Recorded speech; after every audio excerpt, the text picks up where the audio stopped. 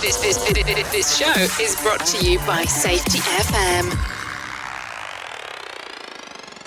What's up, peeps? Welcome back to Rebranding Safety. This week we are talking to Louise Hosking in another episode of our mini-series talking all about diversity within the safety profession. Let's jump into the intro. I'll tell you some more about it. Let's go. The problem in safety isn't deviation, it's complexity. Health and safety has gone mad. Health and safety is trying to unpick having gone mad in the past. There's no one solution and one problem. The problem is that we are looking for one solution. Does the structure of the team allow them to flourish? Feel safe enough to be uncomfortable. The environment defines our behaviours. People aren't the problem, they're the solution. Rebranding Safety, crushing the stereotype. Brought to you by Riskfluent. What's up, peeps? Welcome back to Rebranding Safety. Rebranding Safety is the YouTube channel and podcast doing exactly what it says on the tin. So if you're new here, hit subscribe, hit follow, hit whatever like, follow button, algorithm, thingamajiggy. It all helps us get into other people's ear holes and faces. Thank you very much for that. Today is another episode of the diversity mini-series, so I'm going to give the little caveat in the moment and talk a little bit about today's guest. But before I do that, a quick shout out to Paradigm Human Performance. Paradigm Human Performance plus Shane Bush are human and organizational performance experts. So if you're looking for support on how to get your human and your organization to perform better, then Paradigm is the place for you. They work all around the world with some amazing, massive companies, helping them be better, helping them put worker safety as core of their DNA, helping them understand and utilize the expertise of the workforce, helping them deal with human error, helping them deal with organizational drift into failure and all of that stuff. These guys are amazing. Teresa's unbelievable. I love that lady, and her whole team are phenomenal. She's got a great team of consultants working with them, and they partnered with Shane Bush over in America as well, he's like an OG for HOP anyway. So what a great partnership, what a great company. And we wouldn't partner with them if we didn't believe in what they were doing. We really think that more of you out there should be considering HOP stuff for your organization. And if you're not quite sure, check out the Learning Organization webinar on their website as well. Email address, phone number, website, all in the description below. Check it. So today is another episode of the diversity mini-series. Little caveat before we get into this. This is a bit of a sensitive space. I was very nervous about doing a mini-series on diversity, but I'm very passionate about it as well.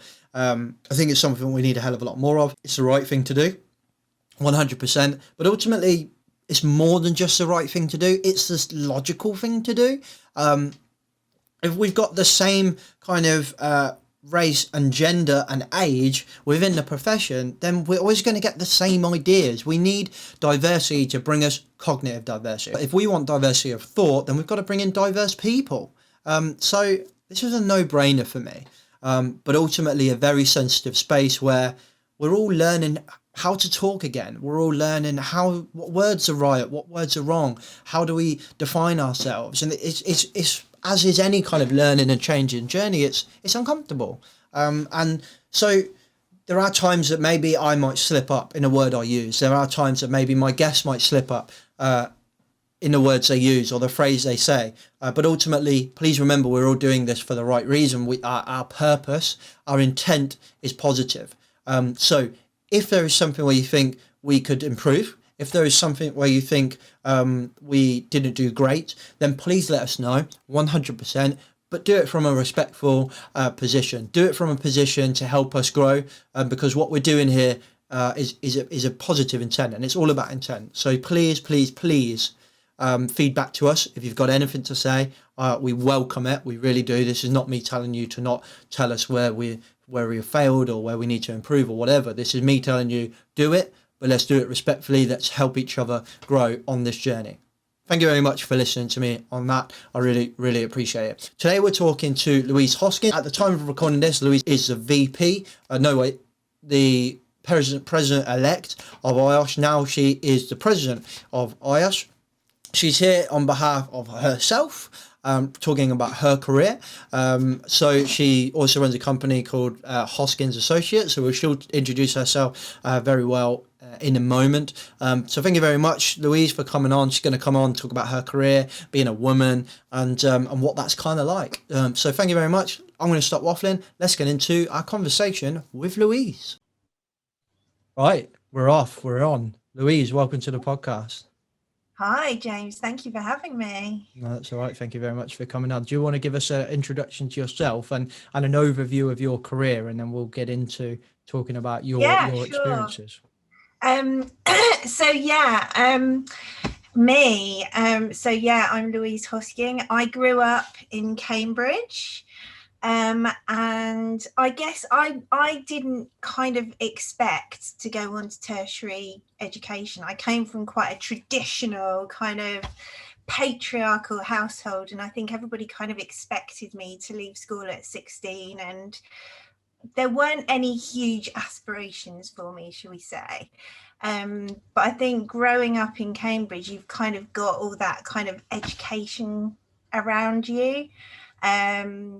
I did science A-levels at college, and I went to Nottingham-Trent where I studied environmental health, which is an amazing course, an amazing route into health and safety, actually. And there's more and more health and safety professionals that are coming through with environmental health degrees.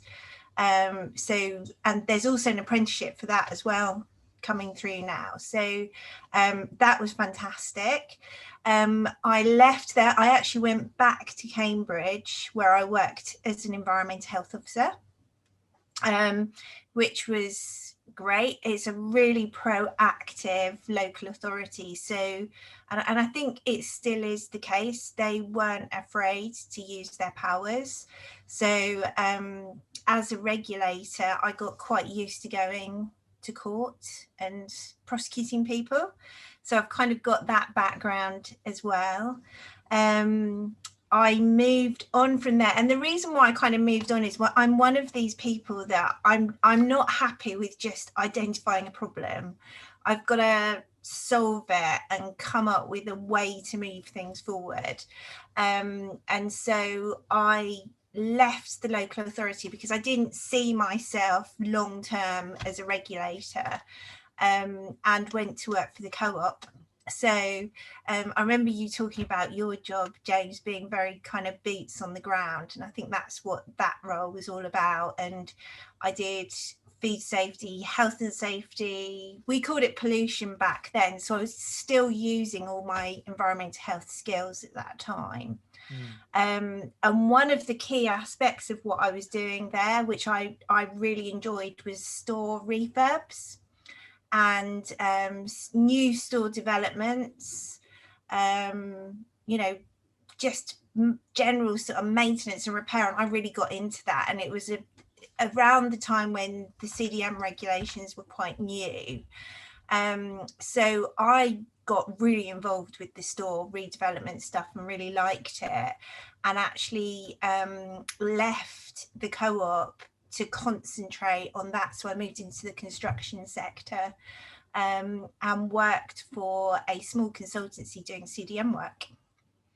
After that, I got more into kind of commercial property, and I was 31 when I became head of environmental health and safety at Savills, which was a really big job to have. But because I started, I'm a first careerer, it seems like it's really early to have a job like that, but I was definitely ready for it.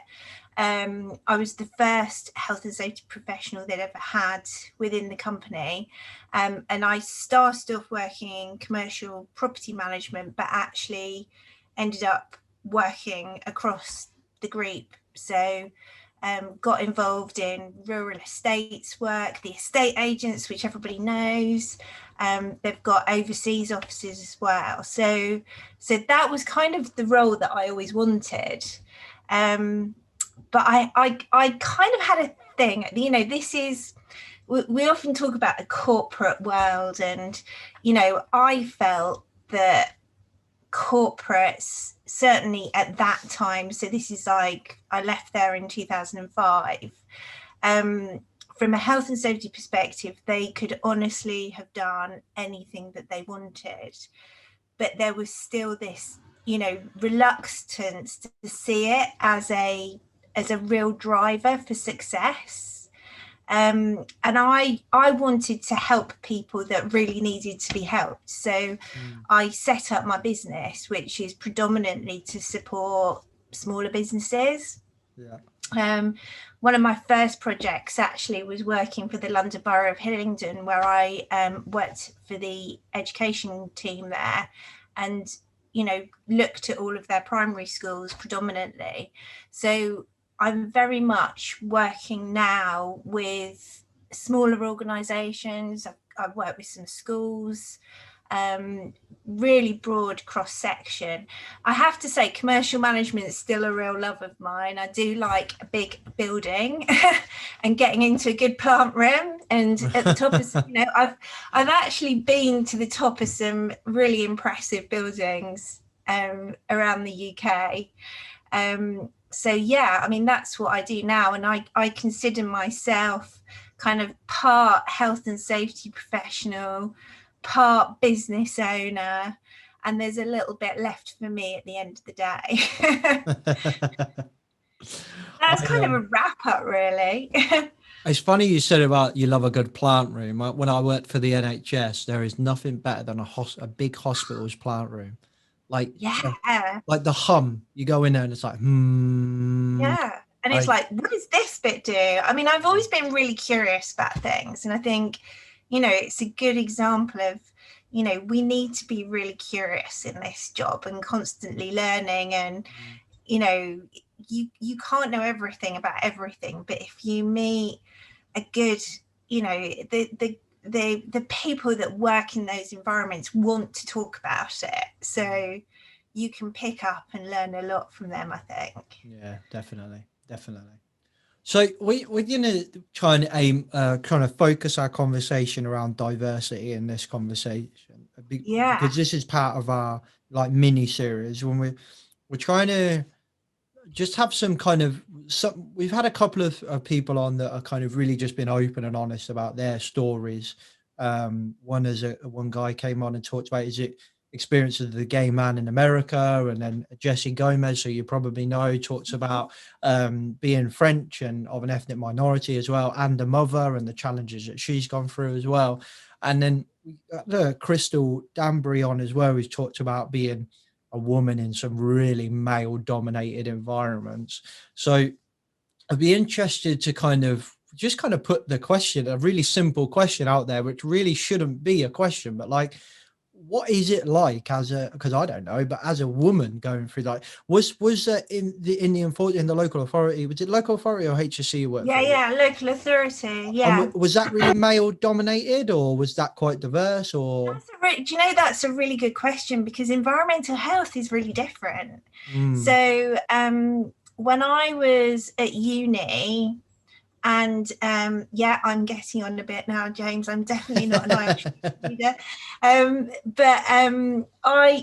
went to uni in 1988, and I was on a 3-year full-time course. And the third year, when I was in the first year, was 75% male, 25% female. The second year was 50-50, and my year was split.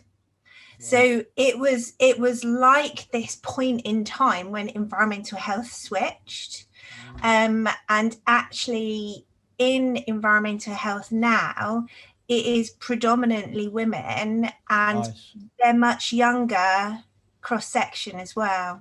Well, that's interesting. Which is really interesting. That is interesting, and that's what I didn't know that, but I just wondered, is it any different there, or is it the same? Because we come across so many industries that are, unless it's like the care industry, nearly every other industry is just kind of so male dominated, isn't it? But the really interesting thing was when I worked at the local authority, and I could probably do a whole one of your shows on my great stories of being an environmental health officer. I bet, yeah. So my role was food safety and health and safety. So I predominantly did the health and safety in food premises. And there were, but I still investigated. I remember investigating an incident where somebody in a large commercial kitchen actually tipped an entire massive pot of boiling water down the back of somebody else. So you know, I was kind of thrust into it at a really early age, but it was, you know, there was definitely at that time, and certainly working for Cambridge, and because I was new, I didn't ever feel that my gender at that point was an issue. Although saying that, there was a health and safety team within the department that looked after health and safety in the council, and pure health and safety, and that health and safety team was two old boys who sat in an office on their own. What about your youth? Was that because you've said a few times, you know, you were in roles that you were maybe potentially perceived as being a bit young for that because you're a first career, whereas the majority of safety professionals are, I think it'd be fair to say, second career.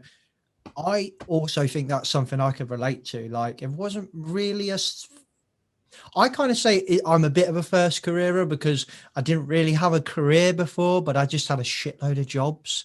Like, I started in safety at about 2021, I think it was. Not the year 2021, obviously, but 20 to 21-ish, around that period. So for me, it was kind of like a first career. And we started at the same age. Okay. So, and for me, I've always thought that youth was a big thing. Like, there's an assumption that if you're young, you haven't got a clue. So I have this theory that is completely my theory, which is, you know, between the age of 20 and 30, the issues that I faced were in terms of bias, and we all have bias, were around my age. Once I sort of reached my mid 30s, it became a gender issue. So I have this theory that gender becomes more of a predominant bias that we see the further up the ladder that you go, the further on with your career that you become. So for me, and although saying that, I worked for incredible people in my 20s who gave me a really strong foundation, which I think is so important in this profession, because it means that people can throw things at me now and I've got a really strong resilience, which I think those early, you know, my early career gave me. But I think age was definitely a factor for me when I was in my 20s, more so than my gender. Why do you think I didn't think about my gender as being an issue in my 20s. Well, that's good. In a way, yeah, that's good. Why do you think, what's the reasoning behind your theory? Why do you think the gender starts to rear its head in the more senior or the more older that you get? So I actually think what happens is that, you know, we predominantly in your early career, you're probably not going to be in a pure leadership role. So I think it starts to become an issue as, you know, for women who are moving into leadership roles. And I think, you know, thankfully this is changing, but I think in the past, you know, management styles of control, coercion, you know, command and control has proven to be a really successful way to get on in business. And so if people can see that, you know, command control works, that becomes the predominant style. And I don't think that fits with people that have more feminine traits. So this is, I mean, you were saying one of your guests was you've had a, you know, gay man coming on and talking about, you know, and so, you know, and again, everybody's different, but I think that it's those feminine traits, they don't fit with command, control, coercion. You know, so we tend to, you know, certainly within my career, I've never been able to use command and control, so I've had to learn to take, I take people with me when I'm doing things. But I think the further up the ladder you get, that command and control is still, I feel, the predominant management style. We haven't worked it all through yet. And I think the further up the tree that you get, the fewer jobs there's more competition. And I think people with feminine traits find that competitive environment extremely challenging. It's really hard. We have all of these emotions. People with feminine traits have lots of emotion, lots of empathy, and it's easier to avoid those difficult situations. So we lose people. Yeah, that's really interesting you say that, because I definitely have never been able to command and control. Like it's even as a younger kind of safety professional, it's never sat right with me. I've never been really comfortable with it. And I think that's why, this movement to New View and all that just works really well with me, because it removes work from that. And that's why it just works for me so well, because it speaks to my inner being. And when I look back onto what you just said, like feminine traits, for me, like I was raised by women, like literally, kind of like Mowgli was raised by wolves. I was raised by women. My grandma was my dad, and my mum was obviously my mum. And it definitely, those feminine traits speak stronger in me than the male traits. And yeah, I'm no psychologist or anything like that, but when you learn a little bit of psychology, as we do in our role, you can start to pick out some of this stuff. And I think what you've just said there, I think that makes a lot of sense, and that speaks to me. Definitely. I think another conversation that I've had with you, James, that I really remembered, we were talking about our why we do things. And I grew up in a command and control household.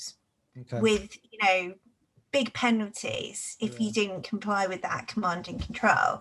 And I remember you saying to me that your why was around fairness. Yeah. And that's my why as well, is I just hate to see unfairness. Yeah. And that for me has always been my bigger driver. And I think because I've stood up to command and control from a very early age, I've just kept going. Yeah. I've just kept going. And hopefully I can, my big hope for the future is that I can make it better for the next generation behind me. That the fairness thing is just, it took me a long time to probably realize that, but I think empathy and fairness for me, and respect for people, they speak heavily to me, like really deeply. They speak to me. It's never sat with me, like anything that I might personally deem as unfair, and fairness is probably a relative term, but when I was a kid, this is such a pathetic story, but when I was a kid, I played football in this little, I think it was like a lunchtime thing. I don't know. And our ref was the head teacher. And anyway, we had this little football tournament or whatever it was. And we did this like prize draw in assembly, right?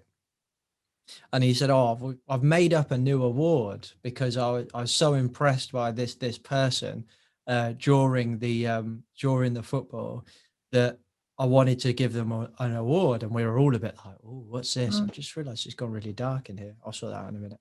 And anyway, he went, "This is for the fairest player." And then he called my name, and I was like, "Oh, you're joking. I'm gonna get bullied for this for years." And I had a chocolate bar, and that was it. But he was like, every time the ball went out, if he went, he was trying to teach us fair play. It's what he was trying to teach us. So he turned around and would say, whose ball is it? And I would always go, "It's their ball or it's my ball." And that was, no one taught me that. I just kind of did it. Like, it was always so, it kind of the why stuff speaks to me a lot, because it's, I think when you really get down to it and you look at it, it's those little things that no one taught you, but you just did, and it just worked because it's you in a nutshell. Yeah, so for me, that, you know, that whole fairness thing, and the other thing, I mean, people, it's amazing how people, if we're talking about bias, we could talk about all the biases here. So, you know, as soon as I say, oh, you know, I grew up in Cambridge, and people kind of, it's amazing how that kind of has an instant, gives people an instant perception as well. But so a fact about Cambridge that lots of people don't know is that it's actually the most divided city in the UK, between the haves and the have-nots. And when you work for a local authority, which is why I said I could do an entire show probably about being an EHO, is I saw firsthand some of that poverty and some of that unfairness. And so I guess that's why I loved my time working in the corporate world. But that wasn't where I felt like I could do more by working in, like, you know, for companies and organizations that needed it more. And again, sometimes you have, you know, you then have a perception because you don't have a big shiny corporate job. And so, you know, yeah, I think in health and safety, we all need to be a little bit less judgmental, perhaps sometimes. Yeah, I think that class thing is really interesting. Like, you're touching on the kind of upper, middle, and lower classes. Yeah, if you it's call social them that. bias, isn't it? It is, and that, I genuinely think a lot of that, especially in the UK or especially in England, is deep rooted. Like, I'm working class, straight up working class background, to the point my teacher even said to me, you'll never get more than a warehouse job or something like that. And not that there's anything wrong with that. Kids, and it sticks with you for a long time. Yeah. And not that there's anything wrong with working in a warehouse. You can get a shitload of money working in a warehouse, but like, it's I remember thinking, like, wow, okay, fair enough. And I wanted to either work in theatre or be a journalist, and she kind of laughed at me. You know, I was full on working class, and I was just never meant to be anything more than what society deemed me to be. And I've experienced a lot of bias from that point of view, 100%, and a lot of bias from the youth point of view. And never in my entire life, up until my wife was pregnant, have I experienced sexism. And I experienced sexism when I was an expecting father. I genuinely think that the only time a male will really experience sexism, unless they're maybe working in a female dominant environment, I couldn't comment for that, but is when you're an expecting father. You just assume that you don't know what you're talking about, that you're only there because your wife told you to be there, that you don't really care because that's what the stereotype of a dad is, apparently. And oh my God, I remember the first or the second meeting I had. I think I said this to Crystal as well, because we ended up talking quite heavily around maternity and paternity. And I remember saying, coming out of a meeting at a local hospital, it was just before COVID, because that was it. It was one of the first ones, because COVID stopped me from going to any others. And I'd always said, when Sherry fell pregnant, I was like, I'm going to be at all of them. Like, I'm uber involved. Like, I want to be at there. I want to see you. I want to know you're okay. I want to know my baby's okay. I want to help. I want to be involved. Like, it was really important to me to be involved. No one's ever told me to be like that. Like, and I just wanted to be involved.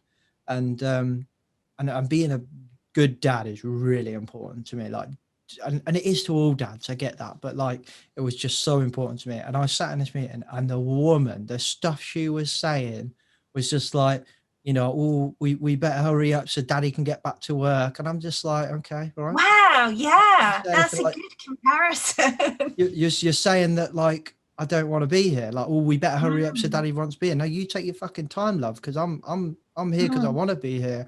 Or she said something else around, like, oh, do you know what that means, daddy? And I'm just like, if you call me daddy one more time, I swear I'm gonna. You know, this is so, when I because I do talk about this subject a lot, which and I always balance this with the fact that, when we talk about gender equality, it's not just a women's issue, it's an organisational issue.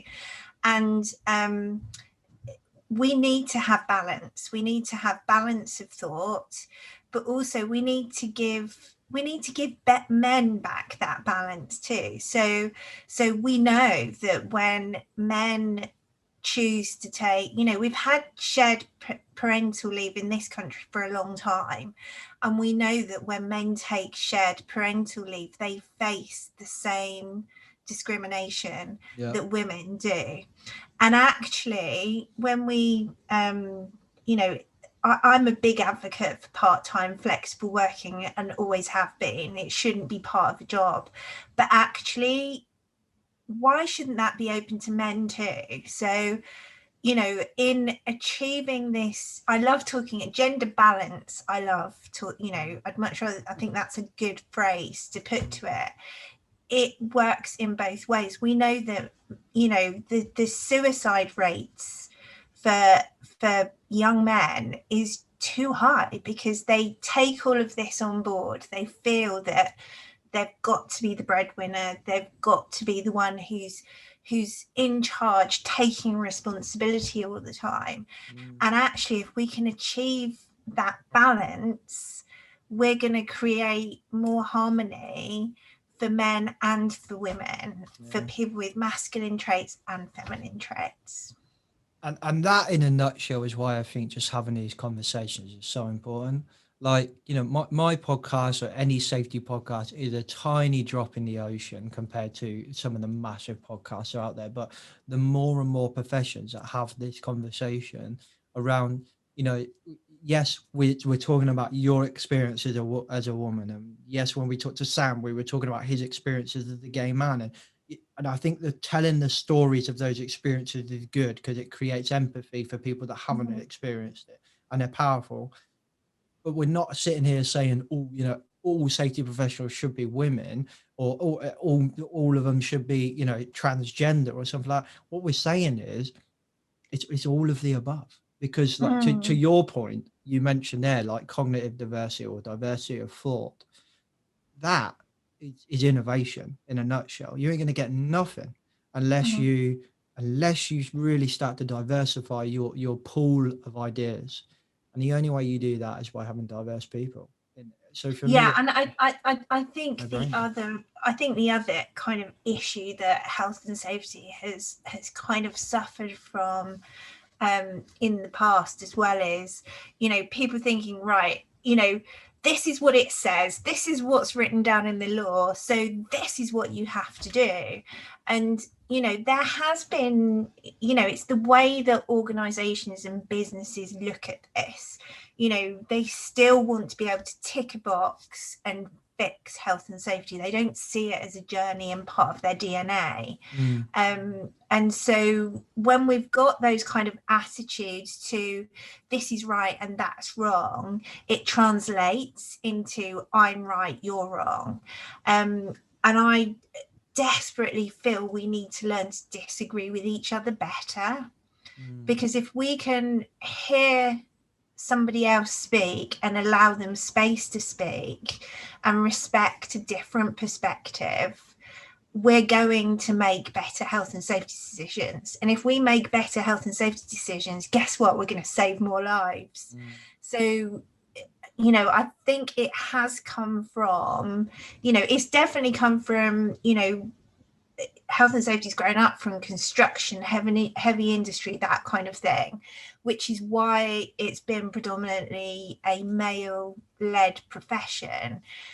But we're now realizing that we can't create a health and safety perspective within an organization that's part of its DNA if we are using command, control and coercion. It just doesn't work. And as we start to talk more about health, we are going to see that, health, psychology, ergonomics, that kind of thing is going to attract more women. But I do think we've kind of got this clash of worlds going on at the moment, where women are trying to push themselves forward and they are hitting, you know, those barriers. Well, I think that just we operate in, I think, to your point about the tick in the box, we operate in a world where it's like everything seems to be one or the other. Like is it, are we a technical profession, or are we a kind of soft skills profession? You know, are we psychologists or are we engineers? No, we're all of the above. And we need all of the above. Like, I think I made a video about this a while ago, but like, there's an assumption that, and I bang my head against this brick wall so many times with so many big organizations within safety, and that, you know, it's like we're acknowledging these so-called soft skills, but we're acknowledging them as a one, in my opinion, lip service, because we're so scared that they're going to overpower the technical skills, and that it's soft skills in spite of the technical skills, or overpowering the technical skills. Like, no, it's I still want somebody who is like uber engineering focused. Like, if I'm going to build myself a team tomorrow, I want someone who is like fine detailed. You'll need me on the commercial management side.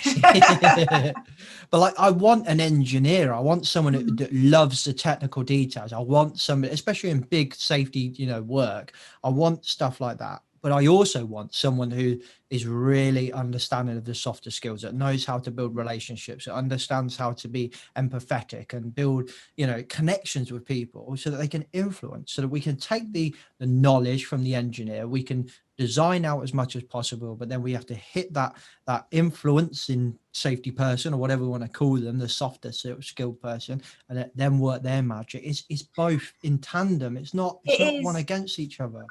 I think, you know, we talk a lot about health and safety leadership, and I think people need to understand the difference between what makes a leader and what makes a manager. I think we have lots of good health and safety managers who want to tell you how to follow the system. Whereas for me, leadership is using your people and fitting, you know, is creating an environment where your people can flourish. So we become facilitators.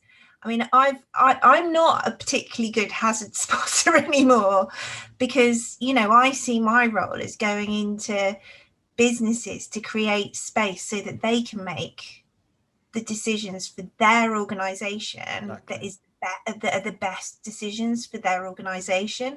And if we get it right, it filters all the way down, so everybody's making risk-based choices for themselves and for the person that's working next to them. And that's why those skills are so important. But you're right, you've still got to know your technical stuff. You know, I still, you know, I know my technical health and safety, I know my legislation, you know, and, you know, experience is still really important. But I to go back to the age thing, I've always sat, and I've never been able to command, because it's not just that, you know, I'm a woman, I'm quite a girly girl as well. And so you have to sit with people and figure it out, and they come and you work together on your problems. You know, I mean, when I was at the co-op when I had that job from about 23, I think, and it was just after the six-pack had come out. So older viewers will remember the six-pack, but it was the Pure, Lola, manual handling regs, PPE regs. They literally descended, and we had to do risk assessments. And at 23, I was given the project to do the manual handling risk assessments for the whole of the non-food division. And they kind of trusted me to get on with it. And I would go around the stores and figure out how they did stuff with the people that worked there. And they gave me the solutions. And I guess it's kind of gone with me throughout my career. But I think we need to work with the profession to say, you know, you don't have to have all, it's okay not to have all of the answers, and to use those kind of skills. And that is definitely a more feminine trait than a masculine trait. I suppose come back to your other point when you mentioned about like the kind of male suicide rate. I think they were just pondering a thought as you kind of said that in that males are kind of as you could, we've always got to be the ones with the answers. So when you put all this context together, let's kind of safety this a little bit. Let's do a sort of like investigation kind of around it. I mean, if you look at it, let's try and. So what's the problem? The problem is this command and the command and control approach where safety professionals are really like, we must have all the answers, and I have to have all these. I have to tell you what to do. I have to be in control. Exactly. And then we're trying to tell these old safety professional, not old in age, just old in maybe approach or whatever, or maybe not old in approach. Oh God, this is a minefield. Anyway, but we're trying to tell you, no, it's not about having the answers. It's about understanding and facilitating the answers that the shop floor has. Okay. Mm-hmm. But actually, when you look at the context of this, it's like, okay, majority of safety professionals are male, and the majority of males, society tells them they must be the breadwinner, they must have all the answers, they must protect people, they must be the man. I remember being a kid and my mum saying, "You're the man of the house, James." I grew up with a father that was so like, I have to have all of the answers. I know the answers to, and it's these people that know every single regulation inside out. They know, they've been there, they've done it, and they have to exude that. But actually, when you exude that in a workplace, it intimidates other people and it takes away innovation, it takes away creativity. And it's quite soul destroying. And I think it's kind of fascinating that we've gone down this point, I think, because there's a great documentary on Netflix, and Netflix Explained series, where they're talking about the gender pay gap. And actually, one of the couple of things that came out of that is that they said it's not a gender pay gap, it's a parental pay gap. And actually societies, businesses, organizations, governments, etc., need to make it socially acceptable for the man to not go back to work and be the dad, to stay at home 100%, and facilitate that through the leave that they get paid. Yeah. And this is very similar problem. Like, we need to make it societally acceptable for the men to not have the answers, for men to be a bit more feminine traits, so to speak, but then also make it acceptable that you don't have those feminine traits, and that's a good thing as well. So in a way, we just need to accept that it's all of the above, and that actually this is really chaotic, but that's pretty good. But something else, James, something else that I've often said as well, that gender bias is not gender specific. So you can have situations where other women in leadership positions will favor a male in a leadership role. I've had comparisons being made to me by people that I consider to be peers, but they think, oh, well, they're less experienced than you, and people make assumptions about me because I'm a woman, because I'm quite, I've got quite a feminine voice, command just doesn't exist in my vocabulary. So I think some of the issues that I've faced have been because of that. People assume. Yeah, no, they do. We judge without context a lot of the time. It's men and women make those assumptions very quickly. Do you think, I'm going to completely change the direction of this conversation, just that you were talking about biases, and it reminded me of something. Remember when we were building all those temporary hospitals for COVID, right? Yeah. And can you remember China building one in like one day or something like that? Loads of videos came out of like how quick they were whizzing around, so all these trucks, and it just looked chaotic. And I remember all of the comments from UK-based safety professionals, and not just safety professionals, UK operations managers and directors of this and directors of that, all making assumptions that site wasn't safe and that we're better than them at safety. Do you think we have a bias in the UK as being better than everyone else at safety, or maybe? I think. Oh, particularly now you're talking about cultural biases, which is Yeah. fascinating stuff as well. I mean, health and safety is a great UK export. There's no question about it. But I genuinely believe that we can all learn from each other, and we can, we can grow and develop via the things that we learn from other places. And if we have to stop being judgmental about each other. Sri Lanka is, I went on holiday and met some health and safety professionals in Sri Lanka, because that's what I do. You sad person. And I've stayed in contact with them ever since, and that's a fascinating country because they haven't banned asbestos. There's very few regulations in place in Sri Lanka. They lose a lot of men to suicide in Sri Lanka. They lose a lot of men from chemicals that they're using on the fields in Sri Lanka. But these guys are starting to develop their health and safety framework, and it's very much being led by, health and safety professionals that might be working for global corporates, and they're going back into the country to, everybody wants to improve their own country. And I genuinely believe we can learn a lot from them as they're developing their systems. So we need to learn from each other, and we cannot, we're much more aware of our global world now than we ever have been. And I think we need to grasp that as an opportunity. And we need to stop judging each other, don't we? Definitely. That's what this is all about. We need to stop making an assumption that we know best, and that someone in front of us, you're just judging without context. And the reason I asked this question is because some of the stuff we were saying was just so fascinating. And I was reminding me of a conversation I had with one of the members of Project Mollitiam, actually, and he said a fascinating question just on a one-to-one phone call with him. Where do you think the next big kind of innovation of safety is going to come from around the world? Where's the next big thing of safety going to come from? Who's going to change the safety world?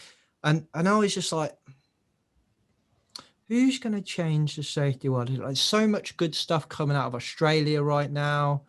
Yeah, there is. So I'm probably like, maybe Australia. And he was like, no, I think it's going to be like somewhere like India or something like that. And I was like, okay, and like elaborate on it. And he kind of went on.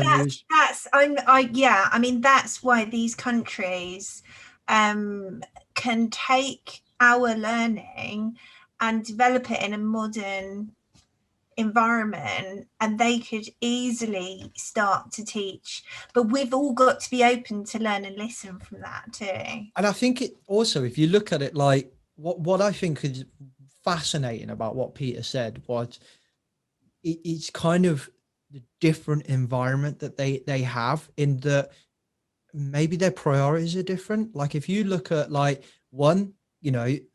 India, Asia as a collective, I suppose, and then the Emirates as well, they're all got the emerging technologies all coming from there. So they're embedded with technology, right? And as nations, they are, if you look at like the Emirates, for example, United Emirates, they are just 100% up the wazoo. We are turning our countries from deserts to buzzing cities, and I don't care how we do it, get it done.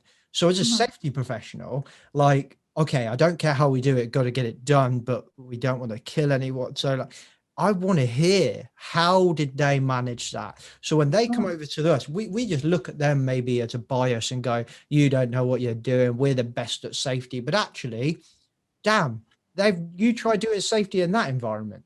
And I just, you can't rest on your laurels, can you? I mean, I think we were probably one of the first, the Health and Safety at Work Act 1974, wasn't it?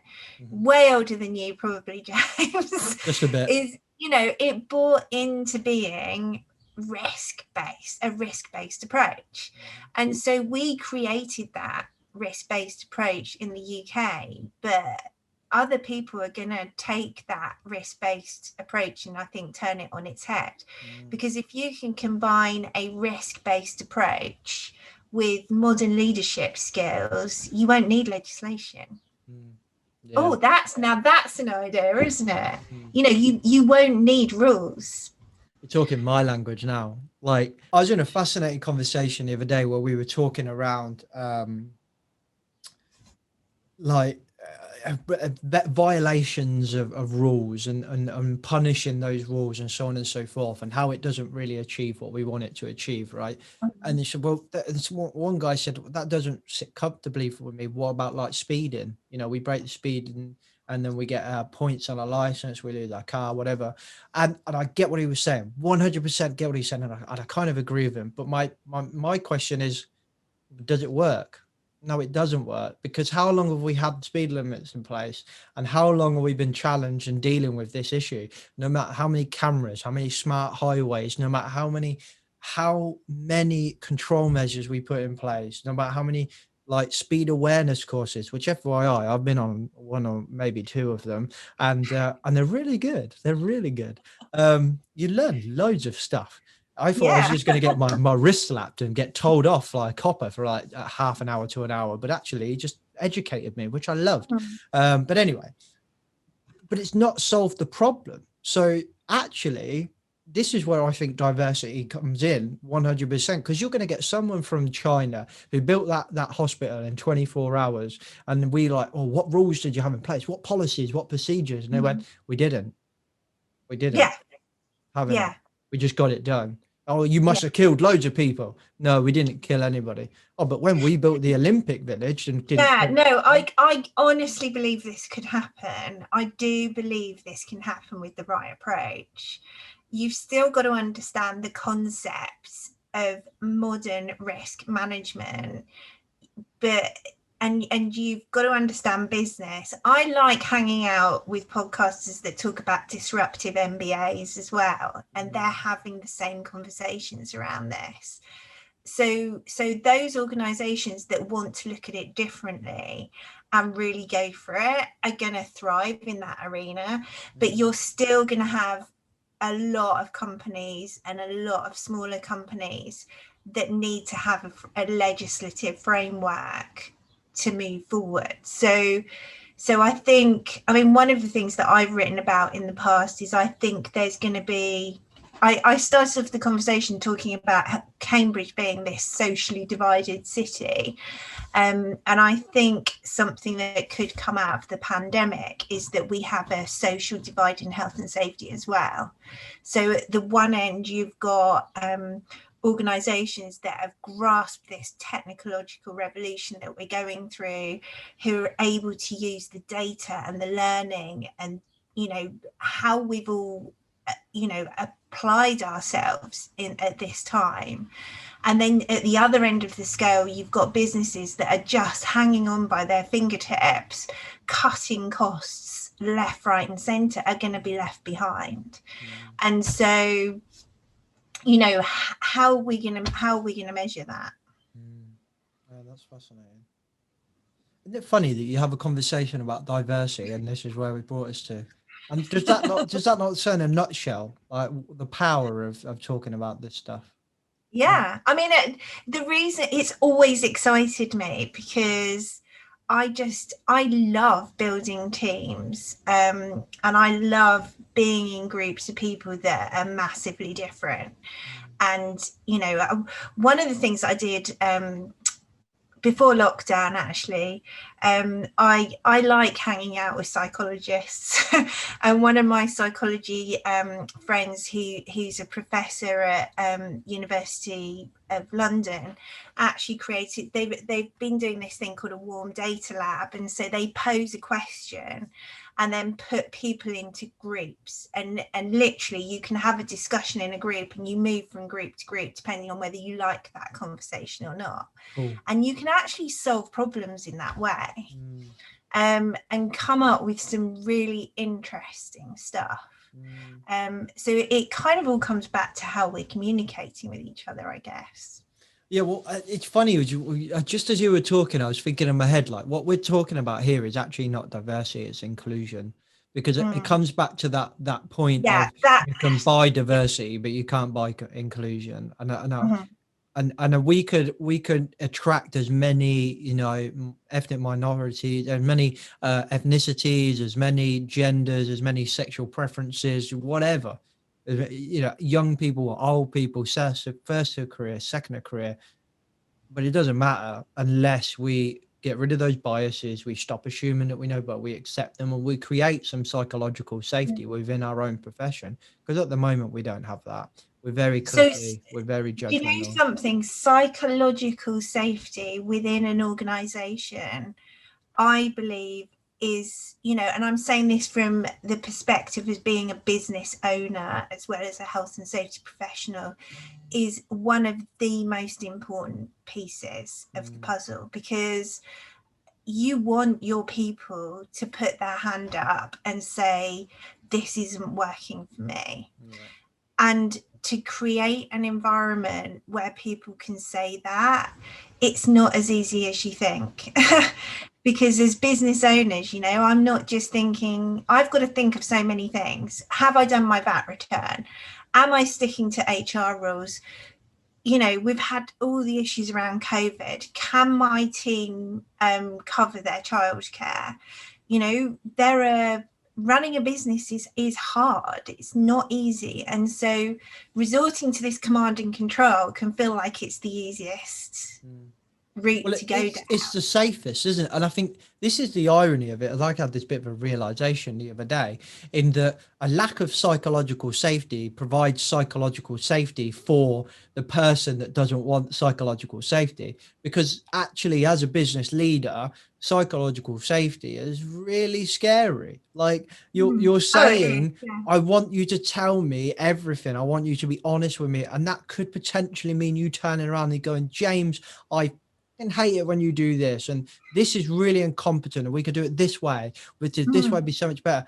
And for me, that's really scary and uncomfortable if I'm running a company. So actually, ironically, I feel psychologically safe because we don't have psychological safety. And if we think about command and control and coercers being very successful in the past, they're going to continue with that style. And actually now we're saying to them, you've got a workforce that is stressed out, burnt out, everything else. To achieve psychological safety, you have to evaluate how you feel about this first. And it is hard. It's really hard. Every time I say to one of my team, how are you doing? Is there anything that I can do that's differently? I'm scared about what they're going to come back with, but it's important. And I think another word that I remember you talking about when we've been talking about before is about trust.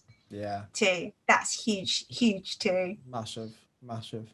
Like, I don't understand why you would employ someone and then not trust them. It doesn't make sense to me. Because if you don't trust them, you shouldn't have bloody employed them. So, well, that can be quite difficult because there's not enough people.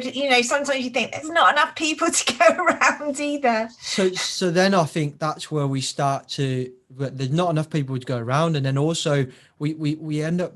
It's a really difficult place where we're so scared sometimes to have the conversation to say, I don't think you're right for this company, and I don't think we're right for you.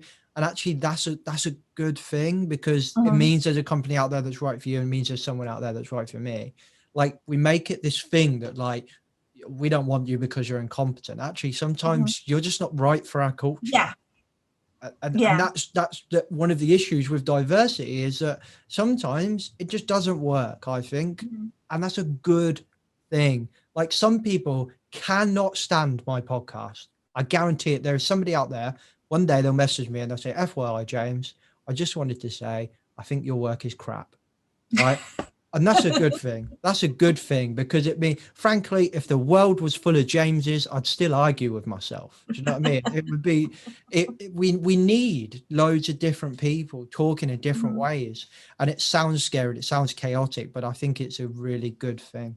But it's hard. So It's hard. it is. And I mean, one of the things that I said to you before we came on was, yeah, I can talk till the cows come home at some of the hideous experiences that I've had. And, you know, hearing the generations coming through and experiencing the same things, it just gets me right in here. But I do believe the way that we're going to overcome this is to not look back, but to look forward. Which is why, have you heard of my one wish that I have got? Have you heard of one wish? So one wish stands for Women and Inclusion in Safety and Health, and it's something that kind of got created last year, and we had a big congress at International Women's Day. So we pulled together women and leaders. So it's not just women, because that can create a silo in its own, who are really, you know, want to move forward in this arena for health and safety. So we've got organisations from literally around the world involved in this, and the Congress started in Australia and finished in America, so we followed the time zones through. Hugely successful. But we had a theme, and that was about looking forward. It was about creating, because women are afraid to step up and be seen, to be kind of out there, and I can really relate to that. Why are women afraid? I think what it is because to move forward, you've got to be visible, especially now, and you feel like you're being pushy, or you know, you feel like you're drawing attention to yourself. It's that kind of old analogy of a man, good leader, a woman, she's bossy, like that. Those kind of memes that you see on social media. Yeah. So you know, I have always felt like I've got to be better than the next best man to do the things that I do. Okay. And the minute if I've had people say to me, "You're just all over the place," you know, and actually I'm thinking, am I really? But that kind of sticks, and we have this kind of likability factor as women, is that really strong male leaders can be unlikable but still successful, and I think that's much harder for women. And so that whole visibility piece is really challenging for us. So as part of what we're doing in One Wish, as part of what we did in that congress, was basic, and part of what I do too is, and it terrifies me too, by the way, is, you know, it's okay to be visible, it's okay to be out there, it's okay to be having a conversation, it's okay to be somebody that other people see on LinkedIn or in social media, or all over the place. So that visibility is really key, and just giving women the confidence to step forward by surrounding them with other people, strong people that share this view that we're kind of discussing right now. Because the reason why, you know, and I've seen this an awful lot, is you can't underestimate sponsorship. So what we need to do is we need to give women and other underrepresented groups that support from the highest levels. So we need to get women and underrepresented groups into the highest posts around the world. And so that sponsorship's created. And it's massively important because, I mean, people, we look at things through a male lens, you know. At the Congress, we had the chief executive, Karen James, spoke from ERM, and they've done some research, and I mean, they're a big global organization that does a lot of research around health and safety. And because we asked her to speak at this Congress, she kind of went back and looked at some statistics, and they carried out research in 270 odd of the largest organizations in the world, and they found that 15% of them had women health and safety leaders at a high, within a significant role in those organizations. And that was compared to 29% in the same organizations at the same level.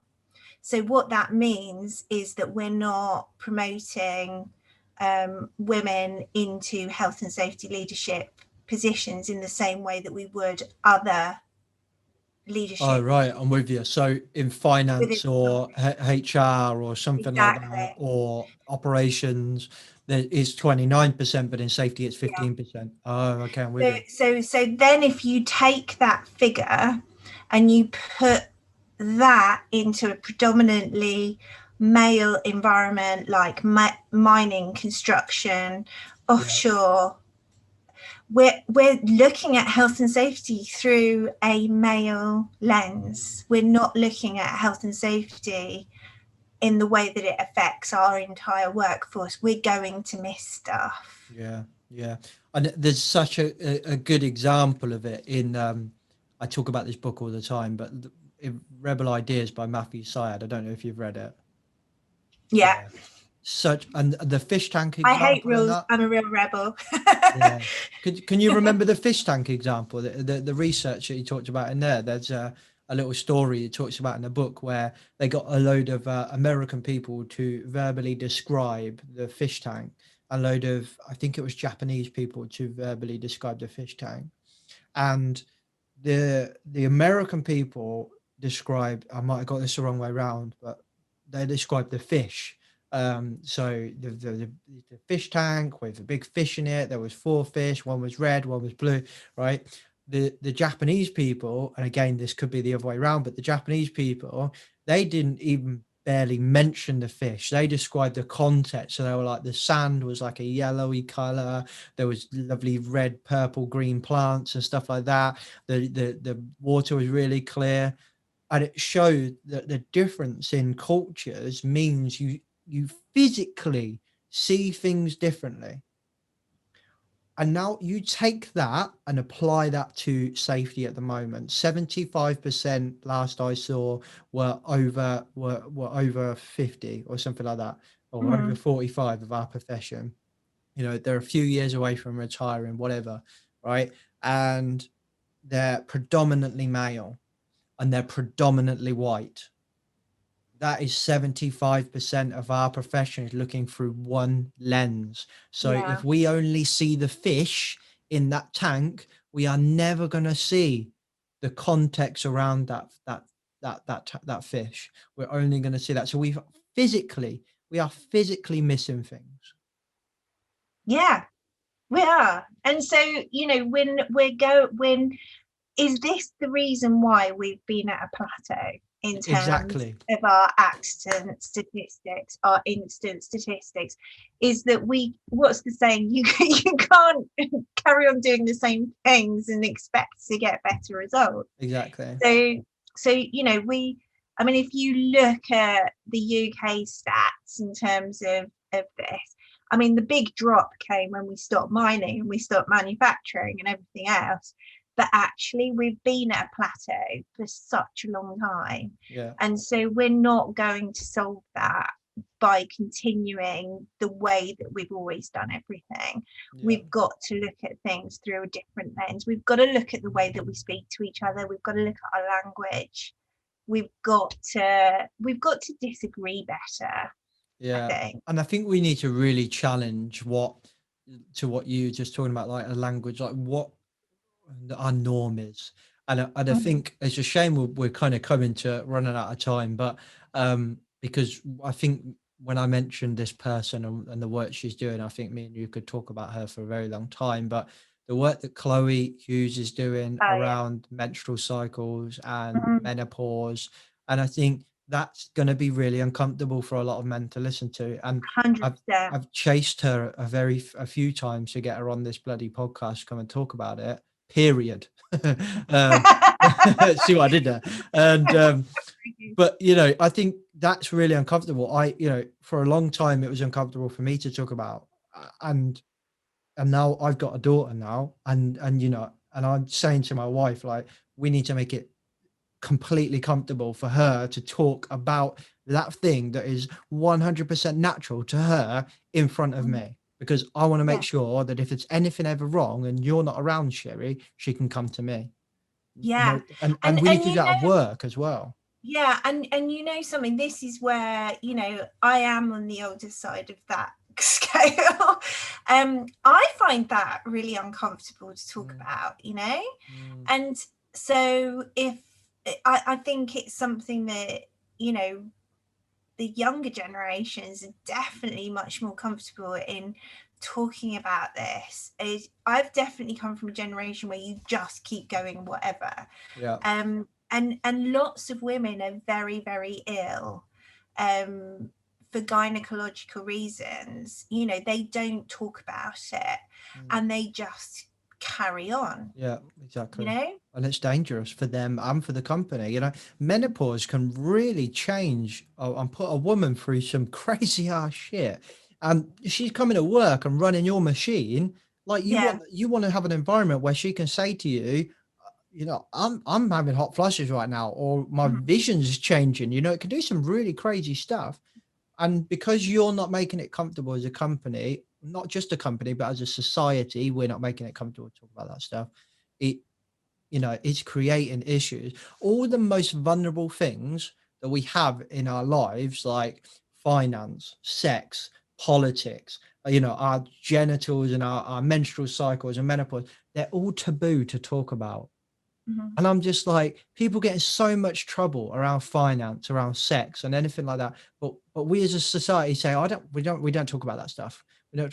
But like, that is the stuff we need to make okay to talk about. I am financially not okay, or something like that. I do wonder why, this has probably come from women feeling, if I open up about my femininity, I am going to be judged differently.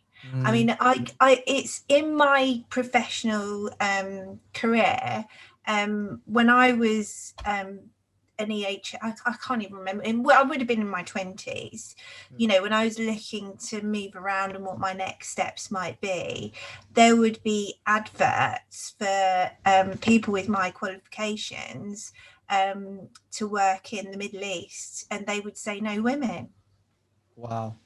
So that's in my professional life, and those things are very ingrained. Creates a heuristic in your brain, doesn't it?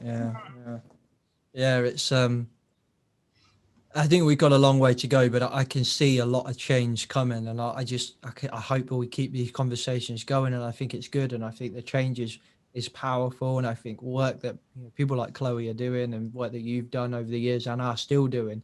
And I'm just putting it out there. I think it's good. And I think that we just need to keep putting it out there.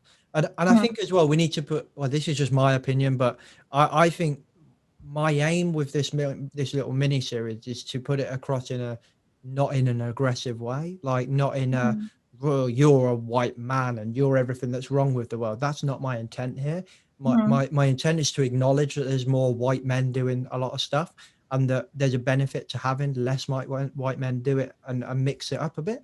A great phrase that somebody gave me is, and this is kind of what holds us back a little bit as well, is that, and I've described how it gets worse the higher up the ladder that you go, is that somebody close to me was listening to a podcast. I can't even remember who did it, otherwise I'd acknowledge them, but she actually came up, she said, it's not about the fact that women are out to take your piece of the pie, because we just need to make more pies, exactly. Exactly. I heard that before as well. So it's just not, I just think we need to create space for everybody. And frankly, there's already enough pies. There's already enough pies. 100%. There is enough pies. We just need to be a little bit more inclusive in the way going forward, in my opinion. But no, I've heard that before as well, and I think it's good. Yeah, and it's not like we need less of this ethnicity or less of this gender.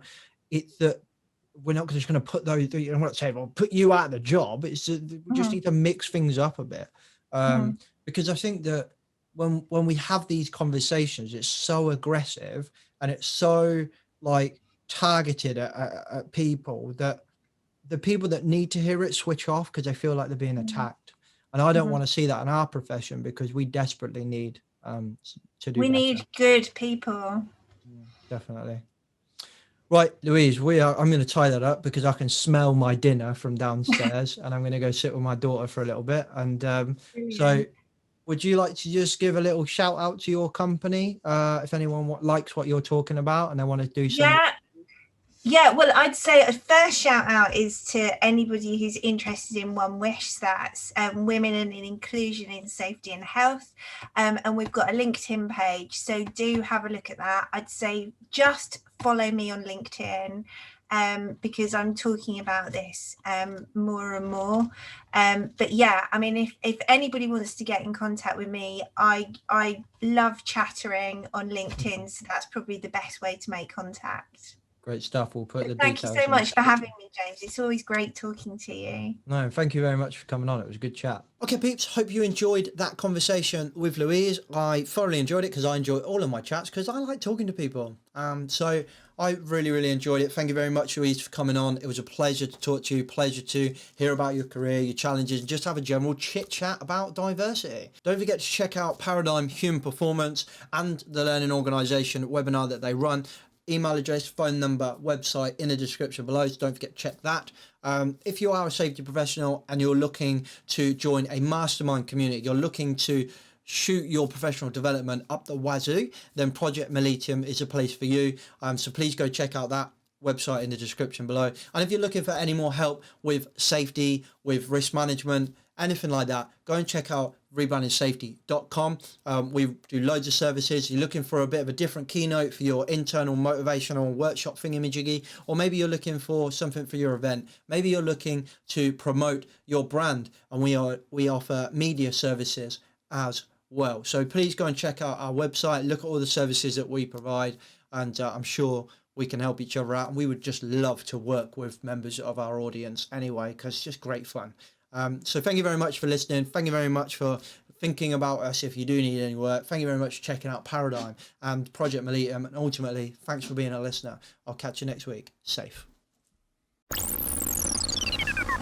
The views and opinions expressed in this podcast are those of the host and its guest and do not necessarily reflect the position of the companies. Examples of analysis discussed within this podcast are examples only based on limited and dated open source information and should not be utilised in real life as the only solution available. Assumptions made within this analysis are not reflective of the position of the companies. No part of this podcast may be reproduced, stored or transmitted in any form or by any means, mechanical, electronic or otherwise, without prior written permission from James MacPherson.